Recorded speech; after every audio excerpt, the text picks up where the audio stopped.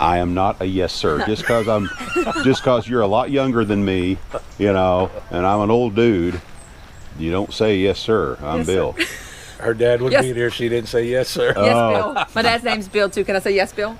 Yeah, whatever makes you feel better, Daddy Kim. Bill. Yeah. Anyway, I'm standing here with Kim and Todd, and we met you guys on our way back to Northwest Arkansas, and we came to see you at a campground down in Louisiana, which is your home state, where you live, and we just kind of clicked after that, you know. And we are so tickled that you all were able to come up here for the rendezvous. We're just about over. The rendezvous's almost over, but tell us, are you having a good time? Oh, this has been great. Me and her has been talking about it all week. It's just laid back, easy. Everybody that we've met has been wonderful, sweet people. Yeah. Easy to get along with. Yeah. And that's saying a lot. Yep. You know. Especially when you come from all different parts of the country. Oh, yeah. Mixed the north and the A south. bunch of different people. Absolutely. It's been great. Absolutely. So, I guess my next question is, are you going to try to hit another one when we have another one? Yes. We Okay. don't think we'll make the one in February because our daughter is getting married 2 weeks later. Yeah. But We'll for get sure her the to next get her to following will be reschedule. better. Yeah, That's what I say. I would tell her that. I tell her to elope, save the money, and we can go on vacation again. And we'll get this out of the way right quick too. Todd is making us authentic Louisiana jambalaya tonight for our last dinner, all of us together. Yes. Up at the pavilion, and we're really looking forward to that. And if the weather holds out, you'll be able to cook it over an open flame. Yeah, you wood know. fire Yeah. versus propane. Yeah, so we'll see how that does. Anyway, tell us about your trailer. Give me the dimensions of it right quick. It's a 7x16 by rock solid. Okay, and how high is your ceiling? 7 foot tall. So you got your trailer at Rock Solid. This was where Deb got ours. And are you happy with the quality of the workmanship and Oh, I everything? love it. Yeah. I've had a few questions. I called them. They answer quickly. We also have the extended tongue. That's one thing they talked to us about when we purchased the trailer. Right. They recommended the extended tongue, but I've gone through it, underneath it, all around it, building it out, and it's solid. Great, fantastic. And you got the blackout trim. Yes. And Deb tried to talk me into getting the blackout trim on ours. And I, at the time, kind of said no. And now that I've seen yours for the second time, I'm kind of wishing I would have, given that some more consideration, because it really sharpens this thing up. It's really, really cool. And while we're standing here, let's talk about your awning. Yeah, we when we were building the trailer, I knew I wanted to put an awning on it. That's why I went to 7 foot high. And we started looking online at different places, and then Walmart's online website to order online, and they'll ship it to you. I think it was $550. It was very inexpensive at the time, 575. 2 years ago, yeah. And now it's around $700-800. Of but course. it's still cheaper than going through any of the other places you typically would go find a awning from. Yeah. How was it difficult to install? Oh, very easy. Was it? Very easy. Yeah. The hardest part was you got to wind this up and crank it about 15 times, and it gets tight. And don't let that wrench go, because it'll pop you. Oh, really? Oh, yeah. I learned the hard way. Oh, you did? Oh, yeah. All right, let's step around here to the front. Okay. And, and I noticed your toolbox, and I got to looking at it closer. And this thing is built to fit the contour of the V. Yes. Yeah. And tell us what's behind the door on this side. So here, I had a friend of mine that welded this. That I bought some diamond plate, and he welded it. And we bought a tankless hot water heater, propane, about $100. I found it online, and I had it mounted here with the little hood. And that was initially the first thing we had done and built for it. And then the other side has another door, and I use that to store my power cord, water hose, and different things like that, instead of putting it inside the trailer or in the bed of the truck. Sure. Well, I think that's really neat, the way it fits the contour of the V and everything, and it just look. Well, I like to use this term. It looks factory. You know what I mean? Yeah. And of course, this is the vent that vents your on-demand water heater right there. The hot air. Yeah. Yeah. And And you have a mini split. Now, when we first met you, you did not have a mini split at the time. No, we had a portable AC, a dual hose portable AC system that She's camera shy. we had watched multiple videos of different people doing build outs, and that's where we come across y'all videos. And they were using these portable AC systems, single hose or double hose, and that's what we initially did because it's rated for 400 square feet, and this is not 400 square feet, but we just found it really just didn't keep it cool. And then when we met y'all, your trailer was the first one that I saw was able to go in and had the mini split system on it, and it is a game changer. Like, Yeah.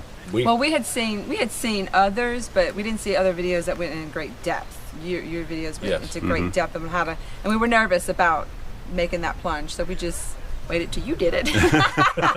Fortunately, I had help from other folks that had already installed Yes. one or two of them. Yeah. Yes. And that did make a difference. But they're, it's pretty basic. All you got to do is think about it ahead of time, and it's Yeah. just it's not difficult at all. It's you know. scary if you've never worked with it, but once you actually start doing it, it is very simple to put together. It Yeah. really is. Well, and we have one in our home, and so we were familiar with it in that way. Putting on a camper was something we wanted to be sure it was tried, before we Of did course, that. So, of course. yeah. Now, do y'all cover yours when you're going down the road? Yes, I have a cover in the back of the truck. Pull it down over it and then put the bungee cords just to make sure that the strings don't untie and Right. get caught in the wind. I hadn't done it yet, but I'm gonna get me a little thin piece of a couple pieces of cardboard to put between it in case a rock comes through. Exactly. But that cover I got was built for these systems, and it's actually pretty thick. It'll provide good protection, I think, from a rock, but hopefully we don't have to find that out. I hear you. What we use, just as a suggestion, you might think about this, we use a piece of foam board insulation Yeah. to Yeah. put there. We had some left over from the build. Yeah. Yep. And That so would that's work. what we use, and it happens to fit that opening there just perfect on Yep. that. Yeah. And then, of course, I see you've got and we have one too, but you've got a Harbor Freight electric tone Yep. jack here. And are you having good success with it? Oh yeah, it's been a game changer because whenever we first bought it, you had the old hand turn, and that's miserable. I know. I know that some people are different, but I'm gonna try to work smarter, not harder. And I that's understand. where I bought this, installed it easily. It hooked right into the little built-in 12-volt battery pack for the lights on the trailer when it's hooked to the truck, and it works great. And of course, this is the other side of the toolbox. Yep. And this is where you were talking about earlier, where you store stuff. Yeah, I can and open everything. this up. So I've got my wheel blocks. I'll put my water hose. I keep my sewer hose stuff in a bag in a container that I put in the back of the truck. Mm-hmm. But everything else fits neatly up in here and then out of the way. And when I get home, all I have to do is pull out the power cord and plug it in, Okay, cool. and it makes it a whole lot easier. And you're wired for 50 amp service. Yes. And this is where you mounted your 50 amp power inlet right Yes. here on the tongue. And I had never thought about that before. That's a pretty neat place to do that. Well, Yeah. I was scared about punching holes in the trailer, I understand. and because anytime you punch a hole, you can create a wet spot. Yeah. Or a leak, and I was nervous about it, so I went down in and it comes back up through the floor into a interior wall that we had built for the bathroom. Mhm. And I have my power panel in there. Mhm. So And while we're still up here, and we'll go back to the mini split for a second. yes. A lot of people always want to know how you handle the refrigeration tubes, and this is where you ran yours through Yes. into the trailer itself. Yep. You want to tell us a little bit about that? How you've got that sealed? So we cut a 2-inch hole, I think it was, maybe a little bit. I think it's a 2-inch. It looks. I think it's a 2-inch hole. I can't remember exactly what size. Went through very easily, but we ran the pipe through, got it all hooked up, and then I just took some expandifoam, kind of held the pipes together to where it goes through, and then sprayed the expandifoam. That way, it wouldn't rub against anything, and everything would be held tight. Yeah, yeah. And a lot of people are going to ask, and I didn't think about mentioning this before, but you painted your the cover on your mini split to Yeah. match the blackout package. Yeah, I'm You can say it. It's okay. I'm a little obsessed with that, like looking good and making it look nice going down the road. Bougie is what my wife would call it when it comes to Bougie? You that. said it, I didn't. Is that a Louisiana term? Bougie? Maybe so. And It does look nice. Oh, yeah, it does. It does look nice. Yes, so. it does. And Yeah. of course, when you look at ours, where you can see it right across the street, now Yep. Deb's saying, you know, that'd be really nice if it matched the color of our trailer. No, but I think y'all's goes. It's still Well, that that's tone. awesome. Yeah. Kim's trying to be nice. Yes. You know, and then Brad, Todd, I'm sorry, I keep got Brad in my mind. But Todd has to pop in and say, yeah, yeah. You should do that, Bill. Make them all work for you. Right, exactly, exactly. Anyway, let's see, what else? Oh, right now you are not running a gray or black tank, so you have regular, it's coming straight out. Yep. And so in order to, because where you guys usually camp is in down in Louisiana at state parks, and most of the ones you go to have full hookups, including sewer. Yes. So then when I told you, you know, you're going to have to make other arrangements up here, so you got rather innovative. And so you went ahead and got you one of the tote tanks here to use. Honey pot. Yeah, the honey pot, and it's working well. Yep. And you're set up strictly for city water. You don't have a freshwater tank. Correct. So you come up with a really cool idea to have a freshwater tank in your truck. We might as well talk about it while we're here. Yep. So I bought a 55-gallon tank online, and me and you had a conversation about the standby pump, and it's pretty you put it together, and I mean, if I can do it, anybody can do it. Yeah, yeah. And it works great. I mean, we filled it up when we first got here, and then I filled it up again day before yesterday, I think it was, and we still, I mean, less than 100 gallons of water in a week. That's pretty good. Yeah, not bad. For people who are not used to conserving. And you still smell good. I don't get it. Yeah, That's debatable, but that might be because it's we went fine. swimming in the lake yesterday. Oh yeah, that's true. That's true. Yeah, you don't bring people from down south up here to water and not get in the water. I hear you. I hear you. So basically, we'll kind of describe how this works here right quick. Of course, this is a regular RV style freshwater pump. Yep. And right now you've got it powered by the battery on your truck. Yes. Right. I just bought some more wire and made a long pig line, and I got 2 little alligator clamps that go to the positive and negative on the battery. Yeah. Because I didn't have time to try to figure out how to hook some type of 12-volt plug system to where I wouldn't have to do that. But it's not very often we're going to be doing this, so I think it works fine. I mean, Yeah, and that's what I understand, because I asked Kim, I knew better than to ask you if it worked good, but Kim told me that it's been working really well. It's been working great. So basically what you got going on here, you come right off of the pump with this hose goes straight into your city water inlet on the side of your trailer. And of course the way that pump works is when you open a faucet, there is a standby pump. Yes, there's a trigger that triggers inside the pump, and it automatically kicks on. Yep. You know, as if you were hooked up to city water. Correct. So that's a way to solve that minor issue when you're at a campground that doesn't have water at the site. Correct. So, I thought it was pretty cool the way you come up with it. I thought it was pretty neat, Todd. Yeah. I'm sure Kim probably had some input, right? No, you did. Oh, okay. You did. I mean, because I seen your system that you had done, how you do your transfer to get water into your tank in your van, and then bring it Which is pretty back to ingenious. your home and hook up to it to get water into your storage tanks inside. And you were using a transfer pump, and that gave me the first idea of doing a portable tank like this, because I may eventually come back and mount some tanks underneath the trailer, but not anytime soon. What's really neat about this, the way you can simply disconnect the water from it, run up to a faucet somewhere, fill up your tank, come back, hook it back up, and you're ready to go again. Exactly. Yep.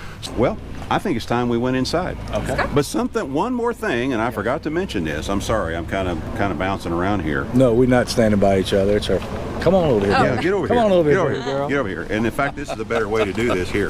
The other use you have for this trailer is you haul your Motorcycle. exactly, and of course we got it covered up right now, but it's sitting right over there. Yeah, I have a 2015 Harley Ultra Limited, and that was the whole idea for the conversion came because I like riding a motorcycle and she likes camping, and we both enjoyed camping. And I started looking at the mini toy haulers, the RV styles, and they were $25,000 to $30,000. So I'm not like, a whole lot of camper. she had started seeing some of the videos of people doing conversions, and it's like, well, we can do that, and we can build it better quality than There you you're go. going to get in an RV. I mean, we're going to use residential grade materials, and it'll last longer. So that was a combination of those two is what brought us to this. Yeah, many times I've heard people say almost exactly the same thing, doing Yeah. all these walkthrough videos. You know, it's the same reason. You know, Yeah. everybody. That's why they decided to do what they did. Yep. Anyway, we're going to go inside now and take a look inside. All righty. All right. Let's We'll do be that. right back. All righty. Wow. I like the way you did the rope lighting all along here. Yeah, it was when we were building it out. I wasn't paying attention. I just got going when I was putting this up for the ceiling, and I didn't put any kind of spacers in there to put any kind of recessed lighting. Mhm. So it was kind of after the fact, like, oh, okay, we're gonna have to do some other. And one of the videos we saw something where it came up with the idea to do the rope lighting. Yeah. Well, it lights it up just fine. It It's does. perfect. Yeah. Yeah. Absolutely. Absolutely. And of course, this is your bed, how you've got it set up here. Now, I'm Yep. assuming that this folds up out of the way to get the bike in? Yeah, so what we did is I built this we got we bought this memory foam online, this memory foam mattress, and it was in one contained whatever pack system to where it all folded up on top of each other or it folded out. Well, we took it out of those sleeves, and two of them will go down into this box, and then this folds over on top, and then we use the other one sometimes when we set it up as a Couch. couch during the day. And then these two boxes for whenever we bring the motorcycle in, these two boxes actually fit inside that, and then the last piece up there to where all of that's contained on this side of the wall, and then the bike comes in, and I have what they call a biker bar system to lock the bike in place inside the trailer, so I don't have any D-rings or any rail systems in here. That biker bar system is amazing for hauling the bike. Really? Yep. Yeah. I really like the way, and that's cool, by the way. Yeah. That's Yep. cool the way you got that set up. That's really neat. But I also like the way you framed out around your ramp door back there. Yeah, that we did that to hide the mechanics of the The spring and all that stuff, load right? and all that, Yeah. and then kind of got creative, and she came up with the idea of doing some kind of design on the back and making it kind of like a feature wall in a house. So I took a skill saw and cut the lines, and then built the kind of make it look like a beam system back here, Mm-hmm. to where it separates it from the rest of the trailer. And while we're on that subject, tell us about your floor. All right, so when we were building this, because we were pulling this with a Pathfinder, we were concerned about weight, and we went and bought the rubber laminate flooring, yeah, some click together. and it weighed like, wood looking floor. when we got it all to the house, we looked at the boxes, counted the boxes, that's going to add another 300 pounds of weight, and it's like, well, let's just sand the floor, the plywood down. So we sanded it down, we both got in here, drew all the lines with a Sharpie, and then I just put stain over it and 4 coats of polyurethane. Trying to make it look. We want it to look Yeah. like. So you it know, looks like hardwood wood, floors. but it's Yeah, it's a faux hardwood. but we didn't floor. add any weight. Yeah. There you go. And that's what's cool about it. And we hadn't talked about this before we started the video, but I remembered it while I was standing in here, how we talked about that when we first met you all down Yes. in Louisiana. Yeah. And yeah, I mean, and I didn't realize that it wasn't, either a stick type tile or Right. whatever. I thought it was, something like that. I didn't realize that that's exactly what you'd done. Yep. And I'm assuming that the Sharpie lines are holding up just fine. You don't have any of them fading away or anything like that? Yeah, so far they all Yeah. seem to be doing good. So what did you coat it with after you put the Sharpie? You might have said it already, but let's just say it one more time. Just a stain, a light walnut stain, and then 4 coats of polyurethane. Uh-huh. I 4 just coats. took a roller and rolled it, and then brushed, and then it took about 4 or 5 days to get it all done because you got to let it dry, Yeah. and then just kept repeating the process. And I did the same thing on the wood on the countertop Yeah. in the Okay. kitchen, it's the same process for that Right. without the lines. Right, without the lines. Yeah, sure enough. But so anyway, folks, that's something to think about. This is something that I had not thought about. This is if you're concerned about weight and all these different kinds of floorings out there have their own little unique issues. Yes. Which we're already discovering with the one that we put in ours. This is something definitely worth considering. Yeah. Something like that. Sand the floor good. Yep. Take a Sharpie. Make your lines. Yeah. And then several coats of polyurethane, and you're in. Yep. That's correct. And I'm assuming it's easy to take care of, right, Todd? Because I know Kim makes you do all of that. Yeah, I just He sweep does. it He and mop it. mops Yeah. Sweep a it and couple mop times it a out. day, and it Really? keeps it. Yeah. I kind of get the idea that that's not exactly how that goes down. No. I'll shake my feet off before I get into bed. He takes care of the potty. I take care of the floor. I got you.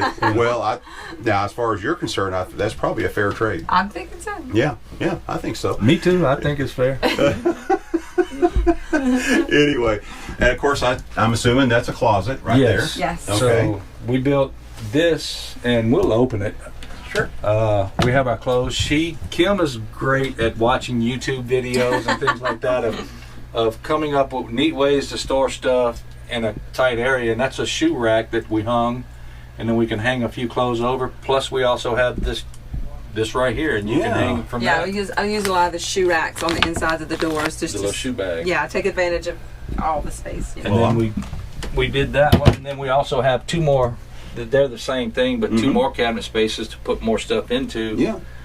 And then right here is where our original air conditioning system was in here, to where it was just a flat piece of plywood that went down that we had painted, and then this was the outlet for the air to come through, but it just never seemed to catch up. Well, when we changed and put the mini split system, it created so it became another storage area to store more stuff and get more storage, because that's the big thing is storage in these small spaces. Absolutely. Well, and he was able to build to put our microwave. We never really had one because we really didn't have the space for it.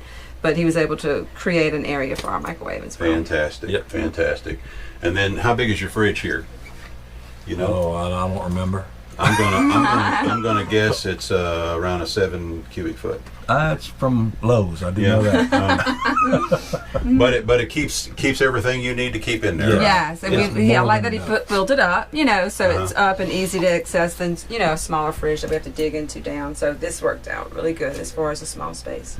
All righty. All right, we're going to switch places now, so Yep. I can stand over there. We'll be right back. So anyway, this is your kitchen sink and Yes. everything right here. Yep. Yep. And of course, it's obvious that that's the air handler for the mini split. So initially we had a overhead cabinet up here, and that's where the doors for underneath the microwave came into place. But we had an overhead cabinet and storage up here. We had the shelf, and then we had all this under storage. And we talked about putting drawers and stuff in here for like utensils and different things, but we've come to find out that the less drawers you have, actually the better you can organize and store stuff. Mm-hmm. So, I mean, we got a little shelf to hold different things in here, and here's our shoe racks again. I mean, Yeah, she our little loves shoe them. racks. And they work great, and it's kind of the same thing in every one all the way through it. Yeah. Well, it And- makes for, he made them the countertop kind of tall, which is great. And then when you're in a small space, if it had drawers here, it would have shortened the space to get in all the cabinets. So building the cabinets tall with no drawer tops helps kind of in this small space to put bigger items, to store when you're traveling. Absolutely. In hindsight, 2020, you make mistakes, you do things and don't really think about it. I got an electric plug right behind the sink. Because I'm like, this would be a good spot for an electric plug. Yeah. But then I come in and like, well, where do we want the sink? And of course, I was thinking here, my better half, who thinks better, thought a little bit more, kind of off-center to the right a little bit to give us more storage on this side. Yeah. And it's just a little Oh bar well. sink that we bought from Lowe's.